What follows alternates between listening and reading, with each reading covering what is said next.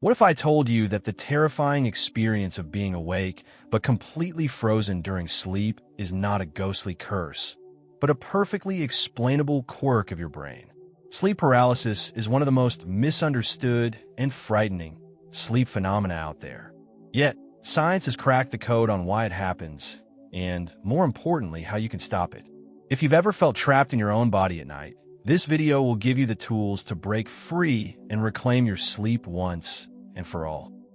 Topic 1. What is sleep paralysis? Most people have heard of it, but few truly understand it. Sleep paralysis isn't just a spooky internet myth or a distant folktale. It's a very real phenomenon, and far more common than you'd think. Imagine this. Your eyes flutter open, your mind is fully awake, but your body is frozen in place, locked, as if under some invisible force. You try to scream, but not a sound comes out. You feel a presence. It's not a dream. This is what many describe as sleep paralysis. But here's the twist. It's not paranormal, it's biological. And understanding it is the first step to taking back your nights. Unlike nightmares, which play out in the theater of your mind while you're fully asleep, sleep paralysis happens during a strange crossroads, right between dreaming and waking. In a nightmare, your body is safe, cocooned in its sleeping state, reacting only internally. But in sleep paralysis, your consciousness peaks through too early, catching your body mid-transition. It's like waking up before the lights come on, while the stage crew is still rearranging the set. This in-between zone is where the real mystery lies. And that's what makes it so haunting, yet so fascinating. One of the most chilling aspects is the sensation of being watched or not being alone. People report a heavy weight on their chest, a looming shadow in the corner of the room, even whispers. These aren't just products of an overactive imagination. They're the brain trying to piece together sensory data in the absence of full control. But here's the catch. These experiences are not supernatural visitations.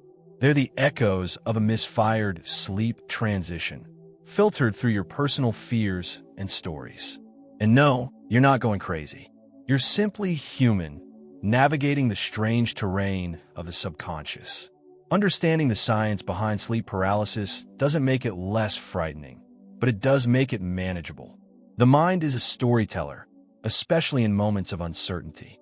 And during sleep paralysis, it tells wild, vivid tales. But once you realize your brain is just trying to catch up with your body, or maybe the other way around, you begin to see these episodes less as terror and more as signals. Clues.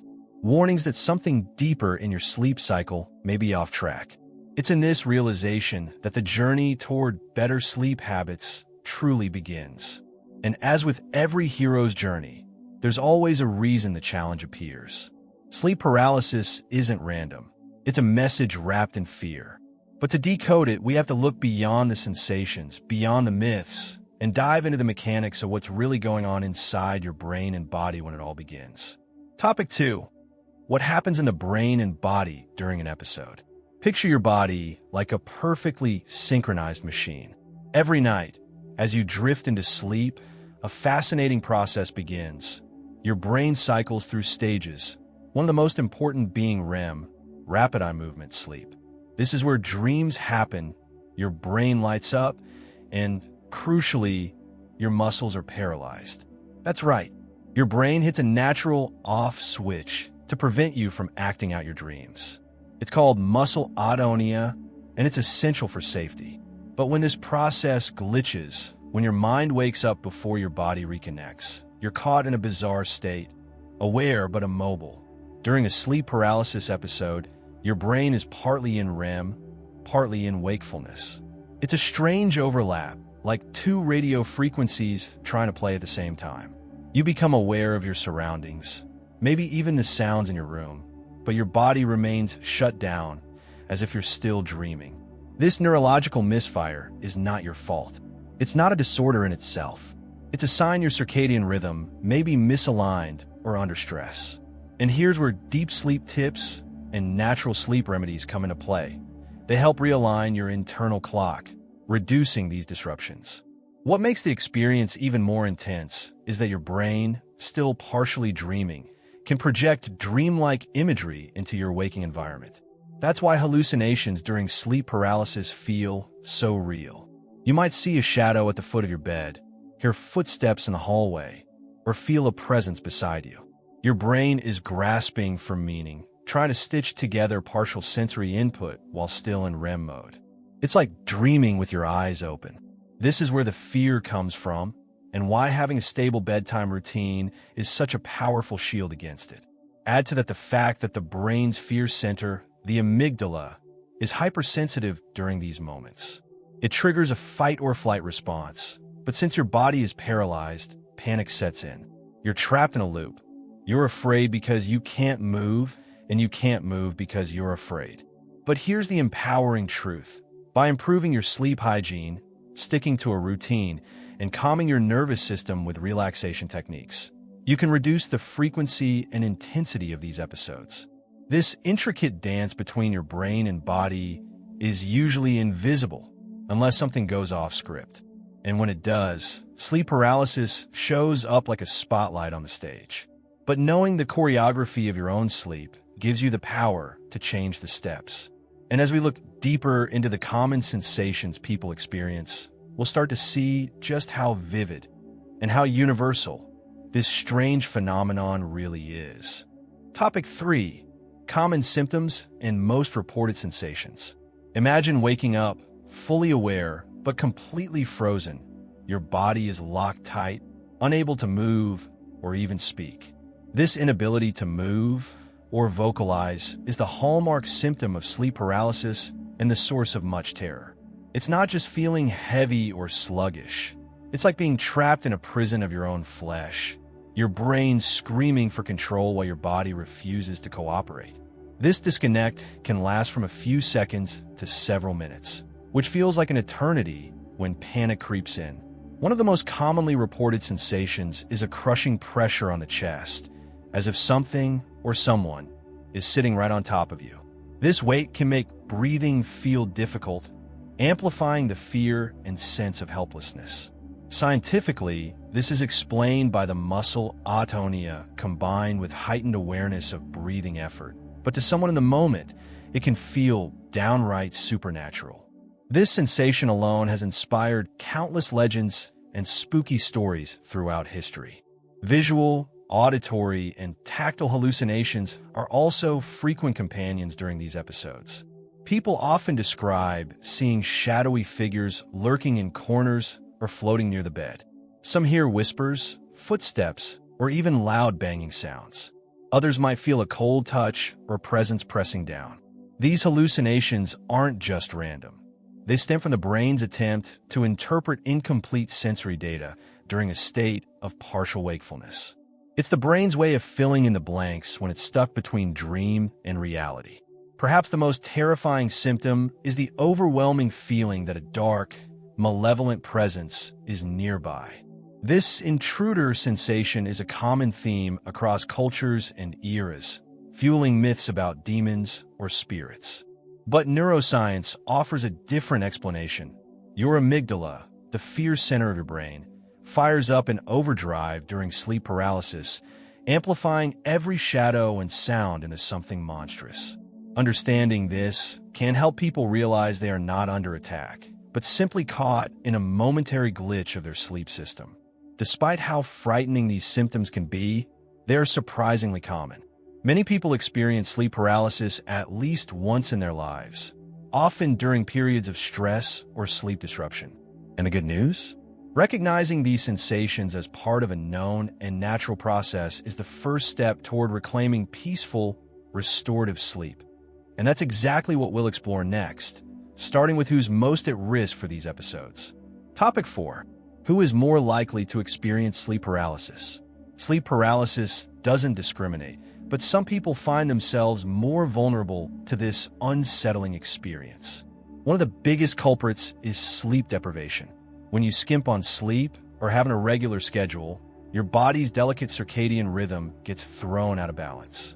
This disruption can cause those REM atonia mechanisms to misfire, trapping you in that limbo between wakefulness and dreaming. So if you've been burning the midnight oil or pulling all-nighters, you're unknowingly setting the stage for a potential episode. Stress is another major player. In today's fast-paced world, our minds are often overloaded, making it harder to relax and sink into deep, restful sleep. Anxiety and chronic stress can not only mess with sleep quality, but also trigger those terrifying paralysis moments. It's like your brain's alarm system is stuck in the on position, keeping you alert even when your body desperately needs rest. Here's where relaxation techniques and sleep meditation can be game changers, helping you dial down the mental noise before bedtime. Certain sleep disorders, like narcolepsy, also raise the odds significantly. Narcolepsy disrupts the brain's ability to regulate REM sleep, meaning muscle atonia can kick in at unexpected times, even while you're awake. Plus, there may be a genetic predisposition involved, meaning sleep paralysis can run in families. If you find that episodes happen frequently or come with excessive daytime sleepiness, it might be time to seek medical advice to rule out underlying conditions. The modern lifestyle doesn't help either. Excessive screen time, irregular work hours, caffeine, and even alcohol interfere with better sleep habits and can exacerbate the problem. Our bodies crave routine and consistency to keep the internal clock ticking smoothly. When that rhythm gets disrupted, it's like throwing a wrench into a finely tuned machine, making sleep paralysis more likely to occur. Knowing who's most at risk is empowering because it helps people take targeted action.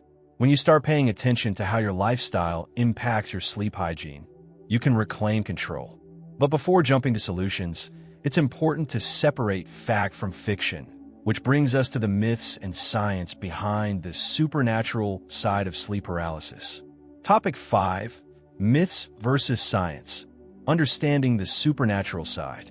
Sleep paralysis has fascinated and terrified people for centuries. Across cultures, stories abound of demons, spirits, or even aliens sitting on chests, holding people down, or whispering dark secrets. These legends might sound like folklore, but they reveal something profound: the human brain's way of trying to explain an experience it can't yet understand. When faced with an unexplainable terror, our ancestors created stories that made sense of the unknown, turning frightening episodes into cautionary tales or supernatural warnings. But science paints a different picture. Those terrifying visions and sensations, they're hallucinations triggered by the brain during that weird in-between state of REM and wakefulness.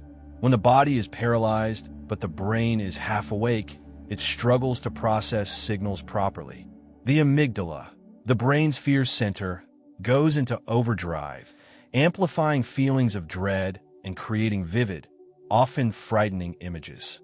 It's a survival mechanism gone haywire, rather than proof of ghosts or demons lurking in the dark. This scientific explanation doesn't make the experience any less real for those suffering it.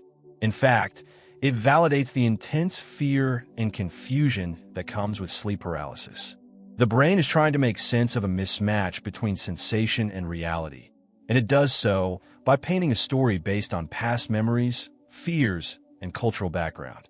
So while the supernatural stories might be captivating, they're really reflections of our brain's incredible storytelling ability in moments of vulnerability. Understanding this difference between myth and science is crucial for reclaiming peace of mind.